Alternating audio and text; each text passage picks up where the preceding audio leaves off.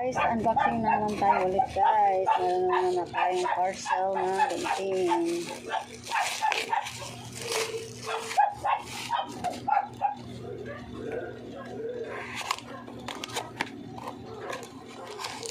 Oh, shiver guys para sa ating dog.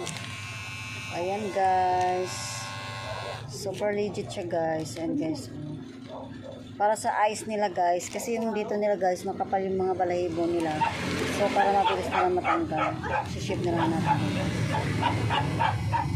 Chargeable pala ito guys. Ayan guys, so napakaganda yung quality. Tapos meron din siyang free na charger. Yan, connecting. Tapos dito guys, and then brush para sa tanggal sa mga balahibo dito. So yun lang guys.